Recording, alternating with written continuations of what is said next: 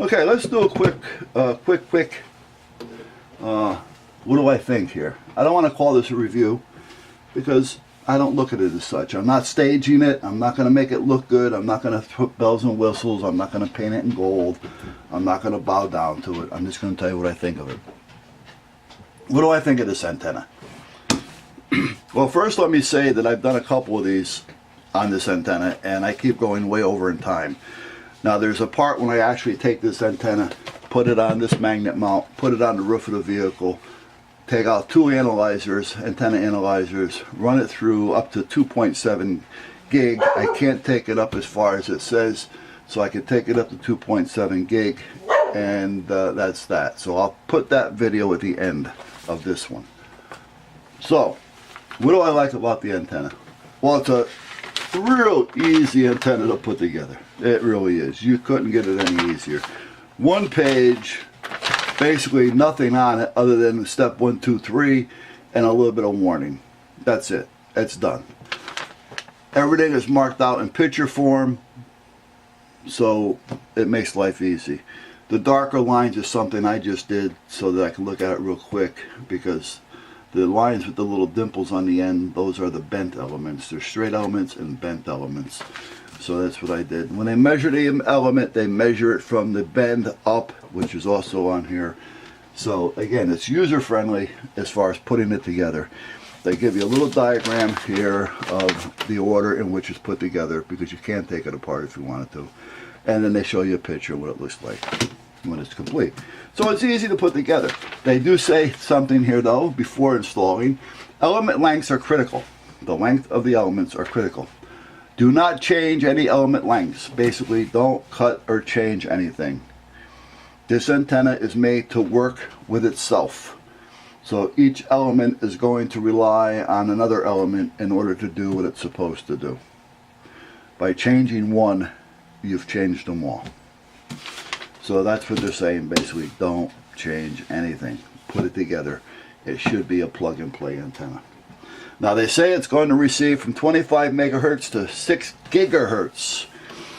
Well, on the receive, that's a good claim, but you know what? Receive is receive. Now naturally, an antenna that's made to receive on a certain frequency will receive better on that frequency than an antenna that I just throw out the window. But the antenna I just throw out the window is still going to receive. It may not be right there, but it's going to do it. You know, so receive isn't the big deal here. It's more so what they're claiming it'll transmit on.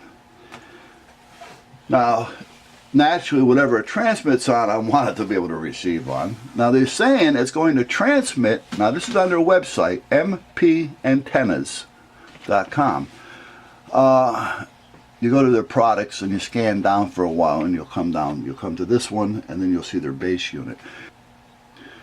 They claim on the package here that it'll receive from 25 megahertz to 6 gigahertz. Well, that's a pretty big spectrum, guys.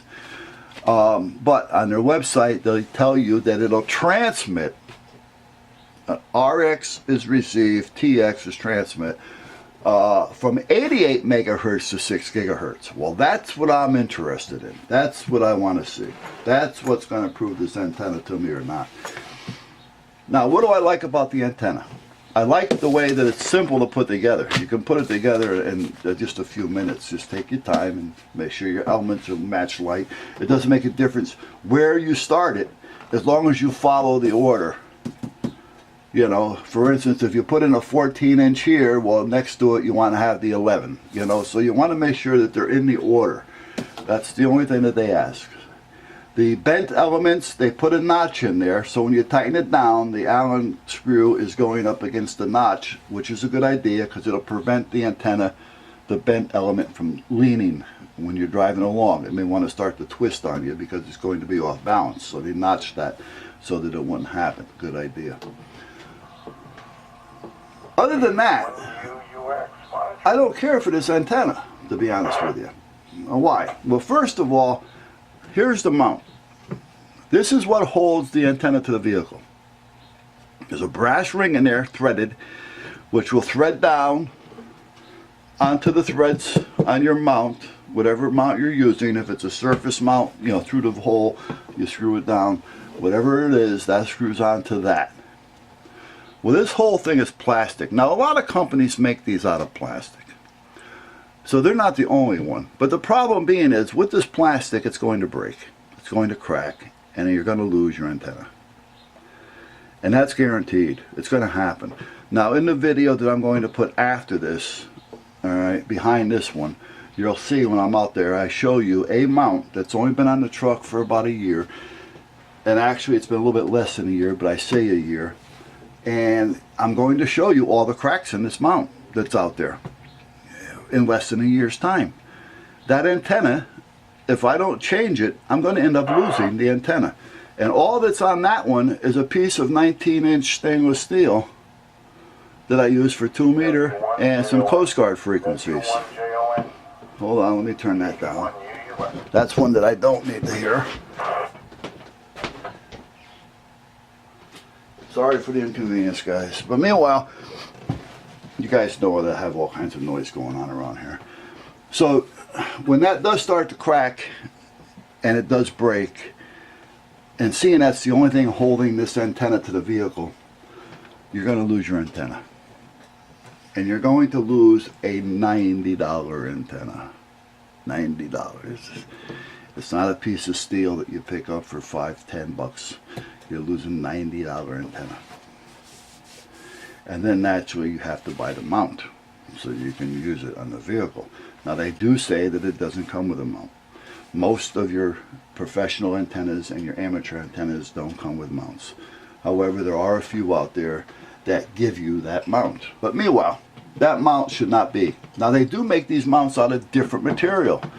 And I have one of those on the truck as well. I have a cheap one. And I have another one that's a cheap one, but it's made of a better material. And believe it or not, it's made by a company that's made overseas. Right? Which I hate to say that they're making a better antenna mount than we are, but at that point, that's that. Now this antenna is designed and manufactured here in the States. I think it's Ohio. Yes, it is. Ohio's got good numbers, by the way.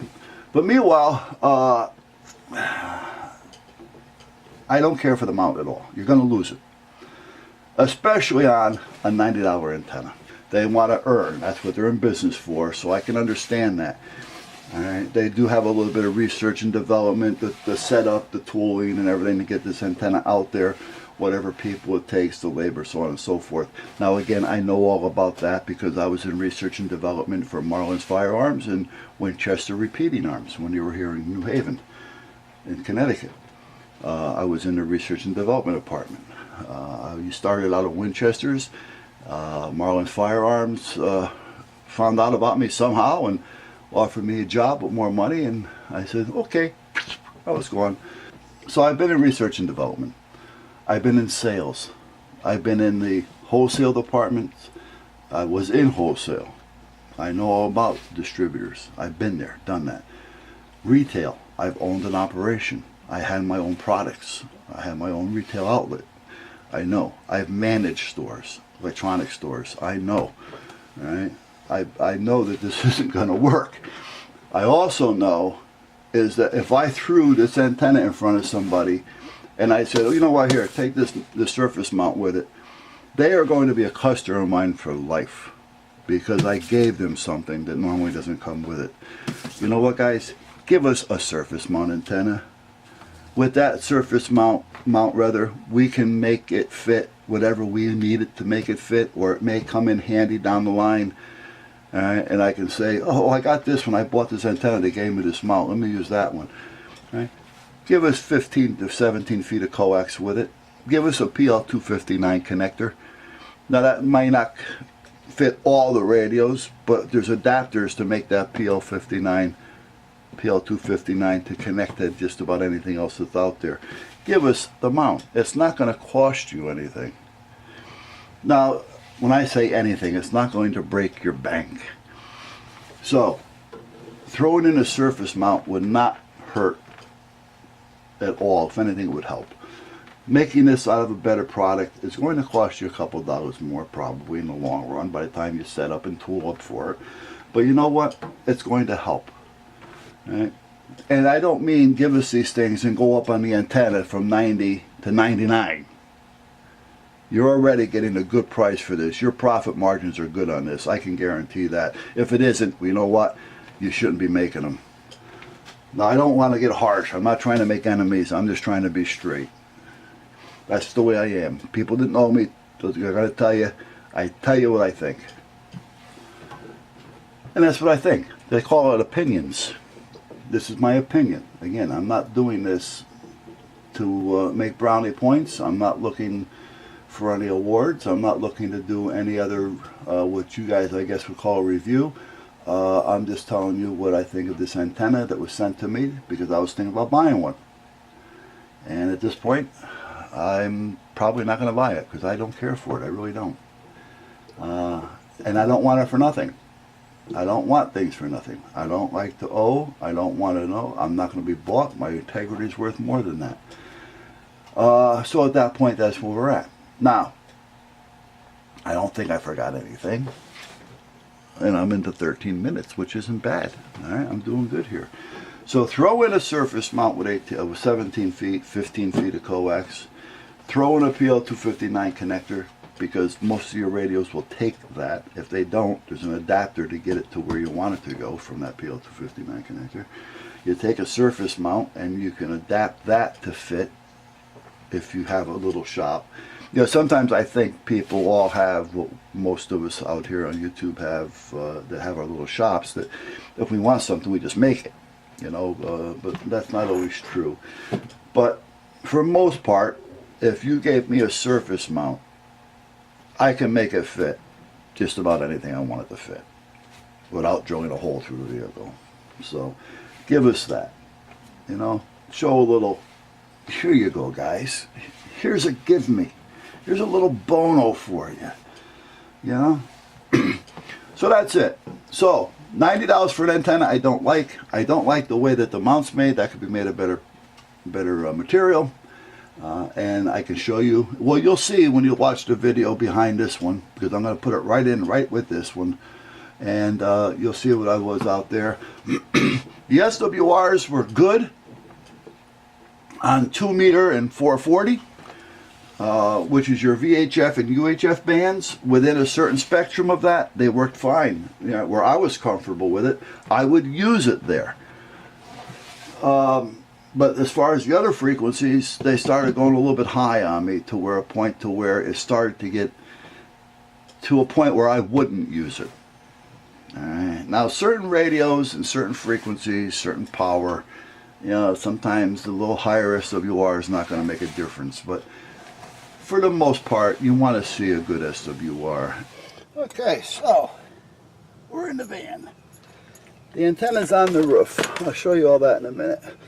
There's no kinks or circles or loops in the wire, so we don't have to worry about any fault readings. We're going to use this little inexpensive analyzer for now.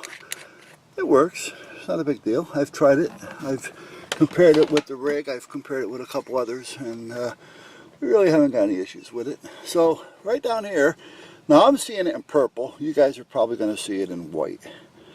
So let's take this thing and tune it down to a reasonable SWR. Let's take it down to, well, let's go a little further here. Let's move this down.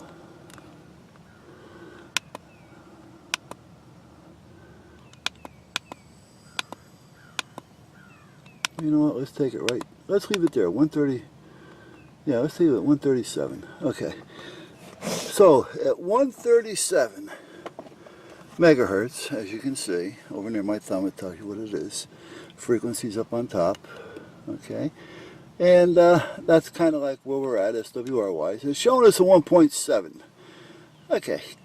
A little higher than I like, but it's not bad. You know, I would probably not have a problem using it, but it would drive me nuts until I decided exactly what I had to do to get it lower. Now they tell you in the directions that the lengths of the elements are critical, so that you don't want to cut them and trim them. So they tell you right there, don't do it. And again, we've talked about that earlier. Let's see what we're doing here. Okay, and it tends to feed down, so they tend to go a little bit lower as we go along. So at that point, there's not much adjustments to be made.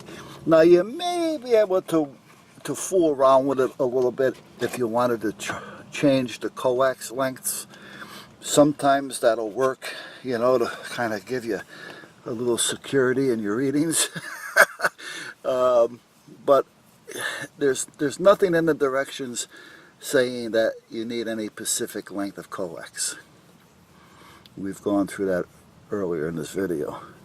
So at that point, this magnet mount, which is a Larson that's made for this antenna basically, it covers the same frequencies, and that's basically where we're at.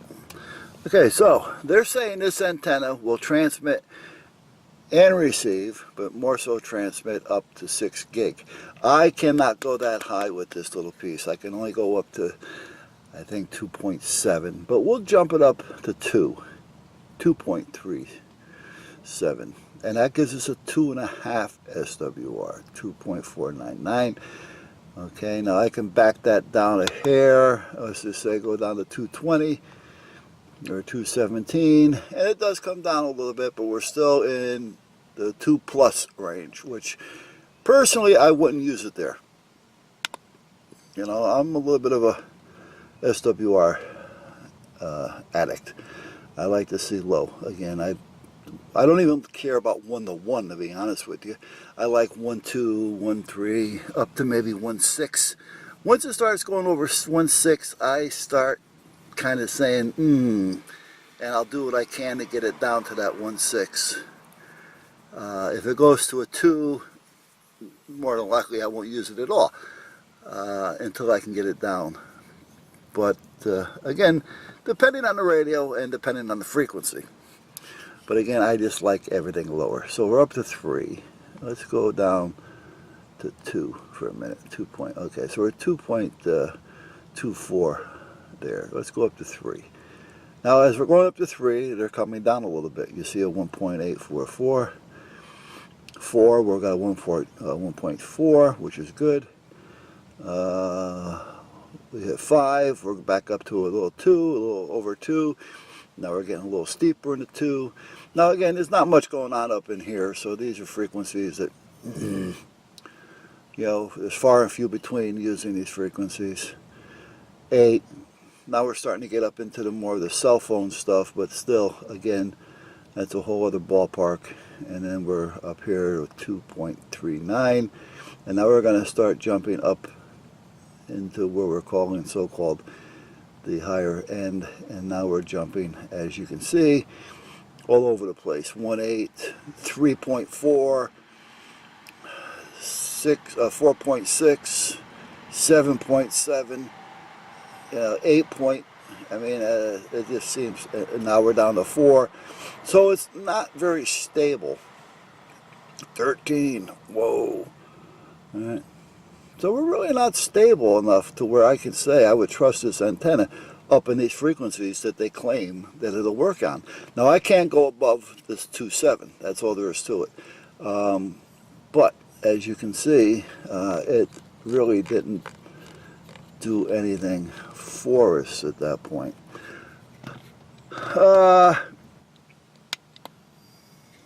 Let's see here something. Let's see. Let me see.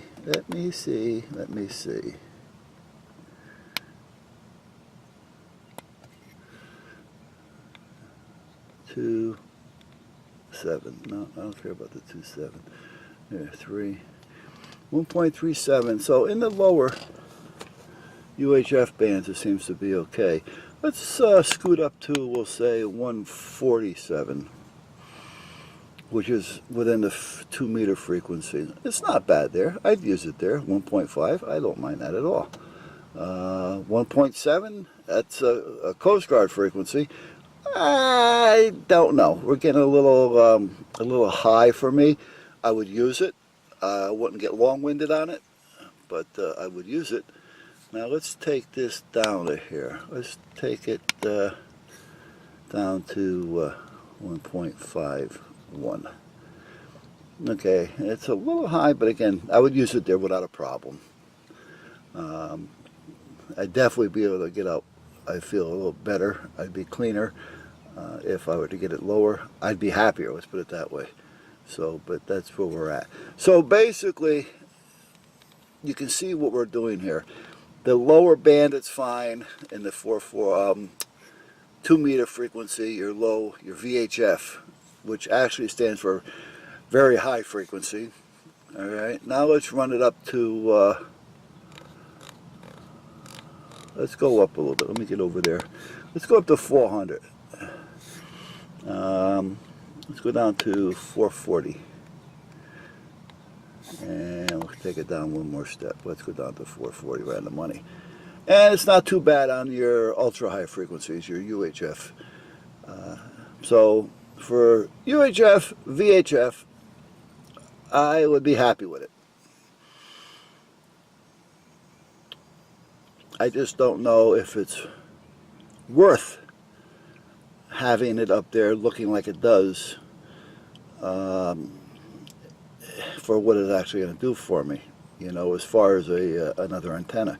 I'll show you another one that's on the roof now that gives me a better SWR and a lot less antenna. And it's considered unity gain. They're talking, this one is, I believe, 3 dB gain. There is a little bit of difference in that, but again, if I had a high gain antenna, not a brand high gain, but a higher gain antenna that had a higher SWR versus a lower gain antenna with a good SWR, I would choose the lower gain with a good SWR. But that's where we're at with this. So let me turn this one off for a minute. There. And let's change this over to another one. Let's go use the Rig Expert, which is actually a pretty decent analyzer. Unfortunately, though, it only goes up to 230 megahertz. But we can compare to get an idea what everything seems to be working. I mean, if this seems to work okay with the same frequencies, then we can kind of assume, if we want to take that assumption, that the other higher frequencies that I can't test with this are going to be about the same. This is the 230 Rig Expert. Okay, so let's see what we have here. I don't know what we're set. We're set at 157, which is a VHF, and we're coming in at 1.75. So I don't remember what the other one was, but it was close. All right. Again, I would like to see that lower on my end, you know, but again, that's fine. Now let's take it down to, let me see here. Let's go, let's go 146. Yeah, let's do that. And there, boom. 1.5. See, I can deal with that. That's, to me, that's good. I'm happy with that. So again, the VHF is showing that this is doing pretty good, this antenna. Now I can't take this one up as high as the 440 because it only goes up to 230. But let's see here. Let's go 230. Let's take it to the 230. See what it does. There is a 220 band out there that we use. See, at 230 it starts to jump up again. So it seems to be the same with both of them as far as what it's going to do and what it's not going to do.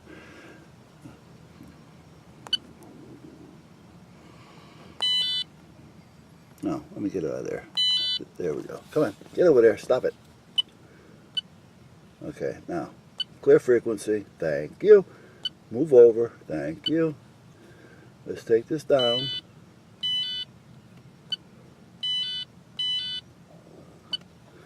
Zero. Here we go. 046. Now 4,600 kilohertz. That's sky high, but again, that's not something that. Yeah, forget about it. Blow up the system. Let's take it someplace else. Let's take it. Let's take it to 112. Okay, at 112 we're coming up at 2.4. Now, we can talk about analyzers all day, left, right, you know, good, bad, you know, cheap, expensive. What I have here between the two of them, this isn't by no means a Charmin cheapie. It's not the best one in the world. It's not an $8,000 analyzer, but it works, as you can see, and I have no problems with it. The other one is a little bit cheaper for sure, all right? But the comparison on both of them and these frequencies are giving me right on. Now, they're claiming that this antenna is going to stay under 1.9 to 1 or something like that, 1.1 to 1 to 9. I forgot exactly what it was. So if that's what they're claiming, if I read that right, it's not doing what they're saying it's supposed to be doing. Let me turn this off. So to be honest with you, it seems to be working okay on your UHF VHF. I don't have a problem with that, but I don't think it's worth the money to use, because you got to remember, you're going to buy that and then you have to buy a mount. The mount, whatever you want to decide to buy, is going to cost you. So you're into it for over $100, $110 or better. I got my shoe off. Why do I have my shoe off? But you can buy good antennas for less. So that's what I'm kind of concerned about here. Now, the sun's shining, but there's the antenna. It's on a magnet mount. Now see that antenna with that little curly Q? That here has a 1.3 SWR across the band on both VHF and UHF. Now let me show you that one that's broke that I talked to you about earlier. Let me go, it's right here on the fender. It's right there on the fender. Let me go unscrew it for you.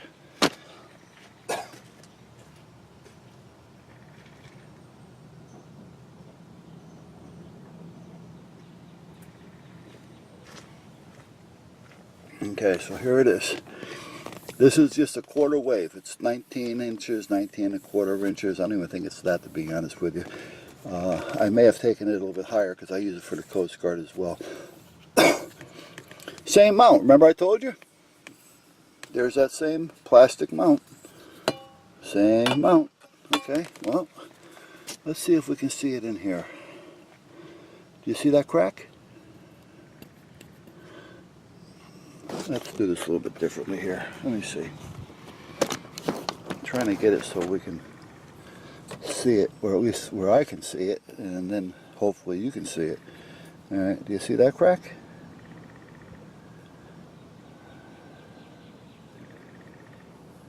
You see that crack? What about that crack? Now that crack goes all the way up to the top here. So it's only a matter of time. That crack is really opened up. Can you see it? I'm sure you're going to be able to see it. But if we look at this thing, there's a couple started. There's a start. There's another one there. It's cracking up into here. I mean, these are cracks that I can get my nails in. That one of them over here, this one, that's a monster. I can actually lift part of the plastic off just by my fingernail. So that's what I was talking about with this. Now the other antenna that's up on the roof with the curly Q that I just showed you, same kind of mount, but this is made of a different product. This is made of a metal, a cast. And the way they have it up in here, they have a small isolator or insulator, whatever you want to call it, up in there, which gives it less options of breaking. So they do make them. It's just that this company doesn't. They make the plastic one. This antenna, I said I was going to say it's about a year just to have a date, but I know that this really isn't a year old. This antenna is probably close to a year. If I remember right, I think I put it on somewhere around early June, maybe late May, but that's where we're at. So this will be coming up on a year, but I'll say it's a year. All right. Well, that's no good. And all we have is just a little piece of steel as far as any type of wind load against it, any resistance. Now, I'm going to change this, but when I change it, I'm going to also change everything. And this is just a piece of stainless. It's not like it's going to cost a lot of money. This is probably a $4 piece at any hardware store. You cut it to the length you need, you put it inside your fittings, and you're done. Now this antenna right now shows a 1.6, I believe it was, across the band. Only because I got it tuned up for the Coast Guard frequencies as well. So VHF. I don't use this on UHF. This is VHF only. But that's where we're at. So you can tell that it's going to break. And I'm telling you, it will break. You know, it's not, you know, if. It's just when. If this breaks, I lose a couple dollars in antenna. That other one breaks, you're going to lose a $90 antenna. They should do more with that, again, and without jacking up the price.